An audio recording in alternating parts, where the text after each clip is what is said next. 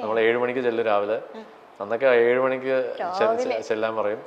Recording 8 മണിക്കൊക്കെ ആയിരിക്കും ചിലപ്പോൾ. പക്ഷേ 7 മണിക്ക് ചെല്ലാൻ പറയും. 1 മണിക്കൂർ പാട്ട് പറഞ്ഞു തരും, ലിറിക്സ് എഴുതി പാട്ട് പറഞ്ഞു തന്ന് ട്യൂൺ ഇങ്ങനെ പല്ലവി ചരണം സെക്കൻഡ് ചരണം ഒക്കെ പഠിച്ച് എന്നിട്ട് പാടി കേൾപ്പിക്കും. എന്നിട്ട് അപ്പുറത്ത് പോയി രാജ സാറ് വരും ഒരു 7:30 7:45. എന്നിട്ട് രാജ സാർ ഇങ്ങനെ പാടുന്ന അവിടെ വെച്ചിട്ട് എന്തെങ്കിലുമൊക്കെ കറക്ഷൻ പറയും.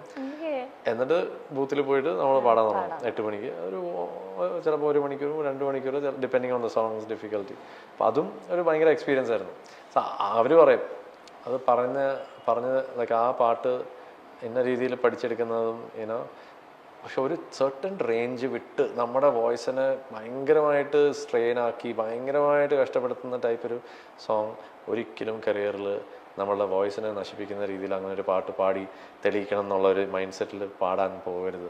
നമുക്കൊരു ത്രഷോൾഡ് ഉണ്ടാവും, ഒരു ഭയങ്കര റേഞ്ച് വരെ പോകുന്ന ഒരു ത്രഷോൾഡ് ഉണ്ടാവും. പക്ഷെ അതും കഴിഞ്ഞ് നമ്മുടെ വോയിസിനെ തന്നെ ചിലപ്പോൾ ഹേർട്ട് ചെയ്യുന്ന രീതിയിൽ ചിലപ്പോൾ നമ്മളെ ചിലപ്പോൾ അങ്ങനത്തെ ചില സാഹചര്യങ്ങൾ അത് ചൂസ് ചെയ്യണം.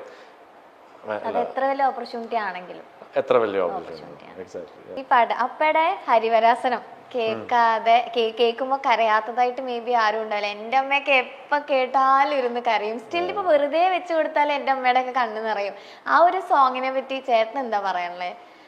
ഞാനെന്ത് പറയാനാ, I think it's A cult, അങ്ങനത്തെ ഒരു ടൈപ്പ് ഒരു സംഭവമാണ് അത്. ഐ തിങ്ക് ആ ഒരു കൾച്ചറിലും ഒരു ശബരിമലയുടെ ഒരു ഇതിലും സ്പിരിച്വലി എല്ലാവരെയും കണക്ട് ചെയ്യുന്ന ഒരു ടൈപ്പ് ഒരു സംഭവമാണത്. അത് ഞാനെന്ത് പറയാനാ, I think it's just once in a while അങ്ങനത്തെ ചില സോങ്സ് ഒക്കെ.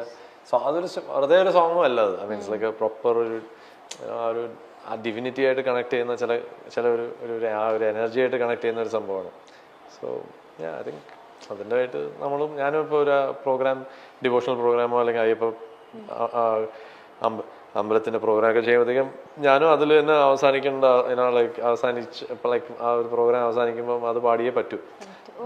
അതിൽ ഞാനും കണക്റ്റഡ് ആണ് ഇൻ എ വേ. സോ അത് ഞാൻ മാത്രമല്ല കുറേ ഗായകർ അങ്ങനത്തെ പ്രോഗ്രാം ചെയ്യുമ്പോൾ അവസാനം ഒരു ഹരിവരാസനം പാടുന്ന സാധാരണ ഗാനമേളയല്ല, ഞാൻ പറഞ്ഞ സാധാരണ പ്രോഗ്രാംസ് അല്ല, എസ്പെഷ്യലി അമ്പല പരിപാടികൾക്കൊക്കെ.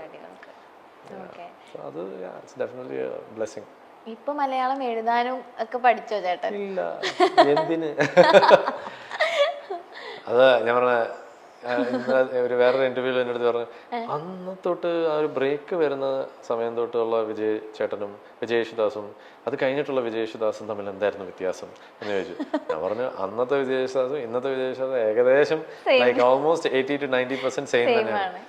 ഓൺലി തിങ് നമ്മൾ ഓവർ ദ ഇയേഴ്സ് നമ്മൾ എക്സ്പീരിയൻസ് ചെയ്യുന്ന കാര്യങ്ങളും നമ്മൾ ഓരോരോ വർക്ക് ചെയ്യുന്നതിൽ നമ്മളുടെ സ്കിൽ ബെറ്റർ ആയിക്കൊണ്ടിരിക്കും, കുറച്ചുകൂടി പോളിഷ്ഡ് ആയിക്കൊണ്ടിരിക്കും, കുറച്ചുകൂടി എക്സ്പീരിയൻസസ് അതിനെ സപ്പോർട്ട് ചെയ്ത് ഇമോഷൻസ് എല്ലാം ഉണ്ടാവും അതിൽ. So it just gets A different colour. അത് അത്രേ ഉള്ളൂ. അല്ലാണ്ട് ഇറ്റ്സ് നോട്ട് ലൈക്ക് നമ്മളായിട്ട് ഒരു പേഴ്സണായിട്ട് നമ്മൾ ഒരിക്കലും വി ഡോണ്ട് റിയലി ചേഞ്ച് അങ്ങനെ. I think it's just the emotions, നമ്മുടെ എക്സ്പീരിയൻസസ് എല്ലാം കൊണ്ട് ജോയിൻ ആയി വരുമ്പോഴത്തേക്ക് we kind of become like a more different like evolved person അങ്ങനെ വേണമെങ്കിൽ പറയാം. അത്രേ ഉള്ളൂ. ലൈക്ക് ഐ തിങ്ക് അതർവൈസ് അന്ന് പാടിയതായാലും ഇന്ന് പാടിയതായാലും I have just given the same dedication. അപ്പോൾ അതുകൊണ്ടാണ് ഞാൻ പറഞ്ഞത് എന്തിനാ മലയാളം പഠിക്കുന്നത്. അന്നും ഞാൻ മംഗ്ലീഷിൽ ലൈക്ക് ടൈപ്പ് ചെയ്യും, എഴുതും. ഇന്നും ടൈപ്പ് ചെയ്യുന്നതും മംഗ്ലീഷിൽ തന്നെയാണ്.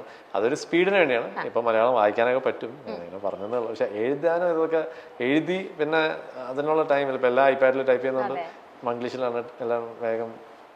തമിഴിലായാലും തംഗ്ലീഷ്, ഹിന്ദിയിലായാലും ഇംഗ്ലീഷ്, അതെ. കൺവീനിയൻസിലാണ്. നമ്മൾ റെക്കോർഡിങ്ങിന് പോകുന്നു, അവിടെ ഇരിക്കുന്ന ആള് പിന്നെ വായിക്കാനൊക്കെ പറ്റും ഇപ്പോൾ, പക്ഷെ ആവശ്യത്തിന് മാത്രം.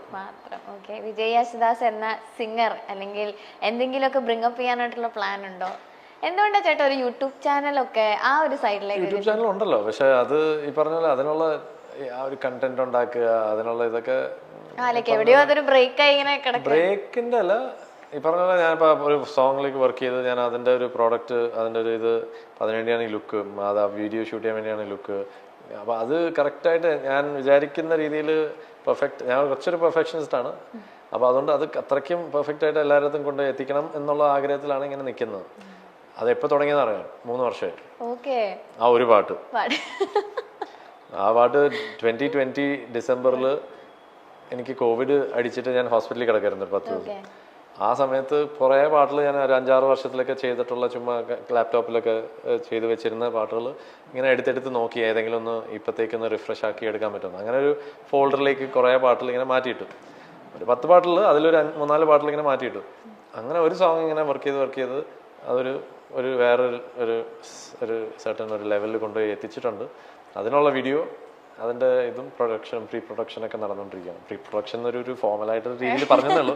ഞാൻ തന്നെയാണ് എല്ലാം, ഈ തലയിലാണ് എല്ലാം ഉള്ളത് ഇപ്പോഴത്തേക്ക്. കുറേ മീറ്റിങ്സും കുറേ പ്ലാനിങ്ങും, കൊറിയോഗ്രാഫർ, ക്യാമറ, പിന്നെ 3D ഗ്രാഫിക്സ്, അങ്ങനത്തെ എല്ലാം കൊണ്ടുള്ള ആവശ്യമുള്ളൊരു വീഡിയോ ആണ്. അതിനുള്ള ലുക്കും കൂടെ സെറ്റ് ആക്കിക്കൊണ്ടിരിക്കുക.